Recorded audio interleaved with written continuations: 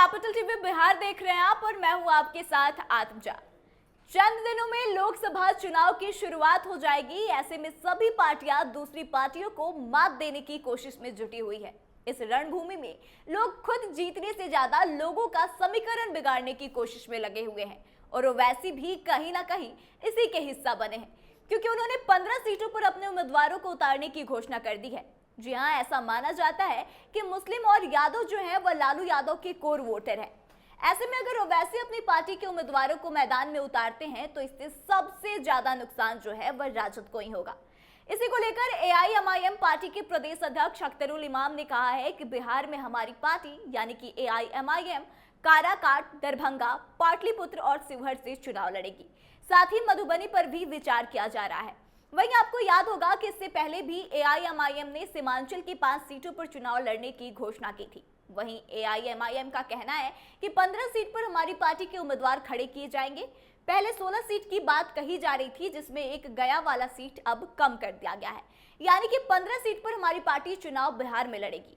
वहीं इस मौके पर ओवैसी ने नीतीश कुमार और आरजेडी को भी आड़े हाथों लिया। तो एक बार आप खुद सुनिए कि कैसे नीतीश कुमार और राजद पर ये हमलावर है। आज हम लोग दरअसल कई सीटों का ऐलान पार्टी कर रही है, क्योंकि हमने पिछले दिनों में 11 सीटों का ऐलान किया था और काफ़ी अवामी दबाव है। हमारे संगठन के लोग भी और आम जनों का भी काफ़ी दबाव है कि एमआईएम और सीटों से लड़े। तो हम आज चंद सीटों का और ऐलान कर रहे हैं। काराकट से पाटलिपुत्रा, गोपालगंज, शिवहर और दरभंगा में भी पार्टी इलेक्शन लड़ेगी, जिसका ऐलान पार्टी आज कर रही है। मधुबनी से भी काफ़ी दबाव है, उसके बारे में हम लोग गौर कर रहे हैं, लेकिन इन जगहों पर पार्टी इलेक्शन लड़ेगी, जिसका ऐलान हम लोग कर रहे हैं। और कई उम्मीदवार हमारे यहाँ हैं। अभी हमारी पार्टी में आज ज्वाइनिंग भी हो रही है मोहतरमा प्रियंका चौधरी साहिबा का, जिनका काराकट से ताल्लुक़ है, और जनाब फारूक साहब का भी, जिनका पाटलिपुत्रा से ताल्लुक़ है, वो ज्वाइन कर रहे हैं। कई सीनियर लीडर हमारे ज्वाइन कर रहे हैं और हम बड़ी मजबूती के साथ इलेक्शन लड़ना चाहते हैं।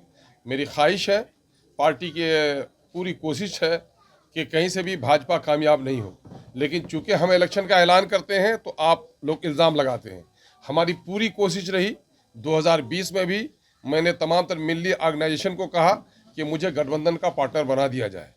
इस मरते हुए जब इंडिया का गठबंधन बना तो हम लोगों ने कोशिश की, तमाम तर नेताओं से बात की, प्रेस के माध्यम से भी उन लोगों से आग्रह किया कि साहब, हम नहीं चाहते हैं कि सेकुलर वोटों का बिखराव हो, हमें भी अपना पार्टनर आप बनाइए।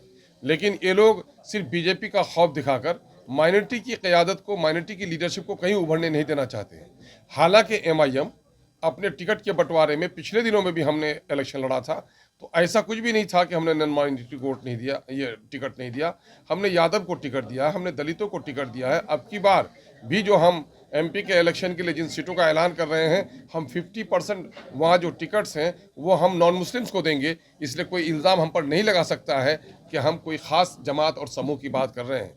हमने इंडिया गठबंधन के लोगों से बार बार गुजारिश की।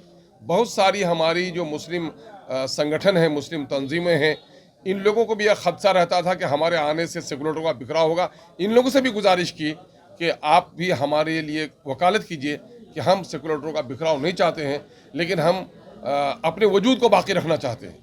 क्या मुस्लिम लीडरशिप के लिए कोई गुंजाइश नहीं है बिहार में?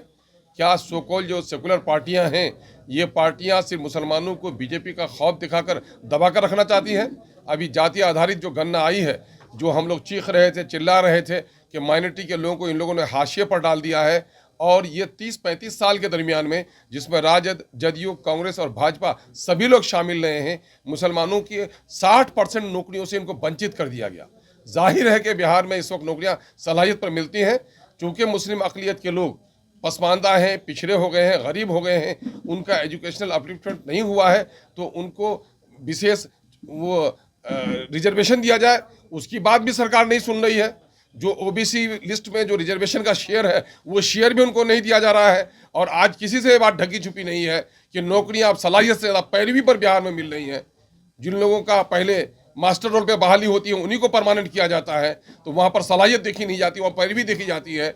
इसलिए और जहाँ जहाँ अभी जो आई है, जो आर्थिक आंकड़े आए हैं जाति आधारित गणना में, उसमें ये दिखाया गया है कि जिन जिन क्षेत्रों में मुसलमानों की आबादी है वो क्षेत्र ज़्यादा पिछड़ा रहा है, वहाँ पलायन ज़्यादा हुआ है, वहाँ गरीबी ज़्यादा रही है, वहाँ पर नाना किस्म की बीमारियाँ ज़्यादा रही हैं।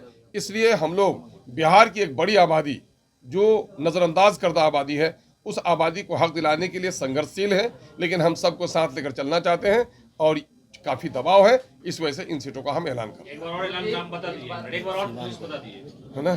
हम तो सीमांचल में लड़ ही रहे हैं, उसके साथ ही काराकट, पाटलिपुत्रा, गोपालगंज, शिवहर और दरभंगा, इन 5 सीटों का हम ऐलान कर रहे हैं। और मधेपुरा से भी काफ़ी लोगों का दबाव है, उसके बारे में पार्टी को रिजोल्यूशन भेजा गया है ना। मधुबनी से काफ़ी हो गया है, तो उनका पार्टी को भेजा गया है। सोशल मीडिया में नहीं अभी हाँ, सोशल मीडिया में ये बात चल रही है कि आरजेडी के नेता आपसे संपर्क कर रहे हैं, आपके आवास की तरफ भी आ रहे हैं, क्या इस तरह की कोई बातचीत है कि चुनाव में आप? भाई मैंने पहले भी कहा रहा था कि मेरा दिल भी खुला हुआ है, मेरे दरवाजे भी खुले हुए हैं, कोई बुलाए तो हम उसके यहाँ जाने के लिए भी तैयार हैं, कोई हमारे यहाँ आए तो हम उनको बुलाने के लिए भी तैयार हैं। और फिर कई संगठनों से हमारी बात चल रही है। हम लोग चाहते हैं कि बिहार की जो शोषित पीड़ित जनता है उसको न्याय मिले, एक अच्छी सरकार बने, और उस सरकार के बनाने की कड़ी कहीं न कहीं दिल्ली से भी जुड़ी हुई है। दिल्ली में भी बिहार का प्रतिनिधित्व सही तौर पर हो, क्योंकि बिहार को हक नहीं मिल रहा है। नीतीश कुमार जी ने कहा डबल इंजन की सरकार होगी, बिहार को हक दिलाएंगे। दामन फैलाकर वो पटना यूनिवर्सिटी को भी सेंट्रल यूनिवर्सिटी नहीं बना सके, न कोई विशेष पैकेज ले सके। इसलिए एक ईमानदाराना कोशिश होनी चाहिए। जो ईमानदाराना कोशिश करने के लिए जो भी पार्टियां आएंगी, हम उनके साथ चलने के लिए तैयार हैं। उनका लाइक माइंडेड पार्टियों से मेरा कल भी इनकार नहीं था, आज भी मुझे इनकार नहीं है।